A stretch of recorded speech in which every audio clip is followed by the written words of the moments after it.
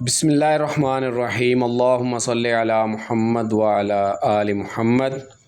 Math for you में मिर्ज़ा अमजद फ़ारूक एक बार फिर हाज़िर खिदमत है। हमने कल लेक्चर जो अपलोड किए थे वो थे एक्सरसाइज 2.1 मैथ जो है वो न्यू मैथ है, न्यू 9th का जो सिलेबस चेंज हुआ है उसमें, और चैप्टर 2 हमने स्टार्ट किया है। इसके हमने पहले 3 पार्ट्स किए थे, वो पेज पर पहले से ही मौजूद हैं, उसी से हम नीचे शुरू करेंगे इंशाल्लाह। आज हम 4th पार्ट करेंगे और मैं कल एक डिटेल से जो है वो मेथड समझा चुका हूँ कि साइंटिफिक नोटेशन में कैसे वैल्यूज़ को लिखा जाएगा और कैसे लेफ़्ट से राइट और राइट से लेफ़्ट जो है वो पॉइंट को मूव किया जाता है और 10 की पावर लगाई जाती है। तो जिन बच्चों ने लेक्चर नहीं देखे वो पहला लेक्चर लाजमी देखें ताकि उनको पूरी डिटेल से समझ आ सके कि साइंटिफिक नोटेशन में वैल्यूज़ को कैसे लिखेंगे। तो चलते हैं जी हम अपने क्वेश्चन की तरफ। क्वेश्चन हमारे पास दिया हुआ है जी 0.00009 यानी कि 6 ज़ीरोस दिए हुए हैं और आगे 9 दिया हुआ है, और हमारा तरीकाकार वही होगा। आज हमने फिर जो है वो पॉइंट को लेफ़्ट से राइट की तरफ मूव करके लेके जाना है और जितने डिजिट मूव करके लेके जाना है उतनी हमने 10 की पावर माइनस में लिखनी है। तो यहाँ से हम इसको काउंट करेंगे 1 2 3 4 5 6 और 7। और ये मैं बता चुका हूँ कि हमने जब भी साइंटिफिक नोटेशन में लिखना है तो इशारिया से पहले एक डिजिट जो है वो पॉजिटिव डिजिट लाजमी होना चाहिए। चूँकि 9 के आगे कोई वैल्यू नहीं है इसलिए हमें यहाँ पर पॉइंट लगाने की ज़रूरत भी नहीं होगी। तो मल्टीप्लाई बाई 10 की पावर हम -7 लगा देंगे क्योंकि हमने 7 टाइम जो है वो वैल्यू को मूव किया है लेफ़्ट से राइट की तरफ। तो ये हमारा आज का जो एक्सरसाइज 2.1 का फर्स्ट क्वेश्चन है उसका 4th पार्ट था। चलते हैं हम अपने 5th पार्ट की तरफ।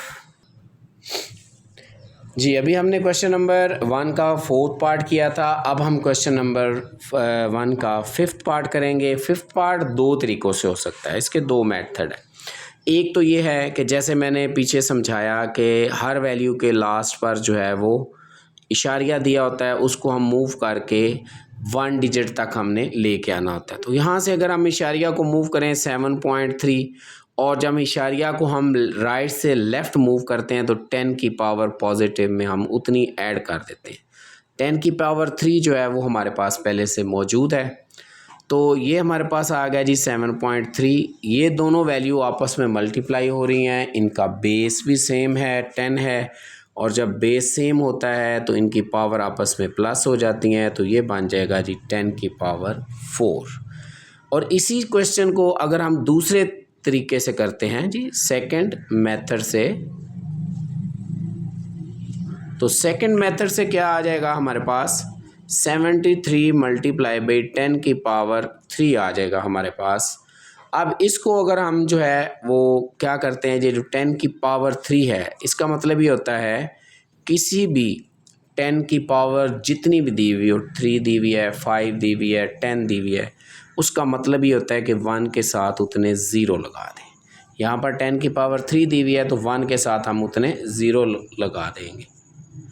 तो अब ये और ये वैल्यू जब मल्टीप्लाई होगी तो ये हमारे पास आ जाएगा 73,000।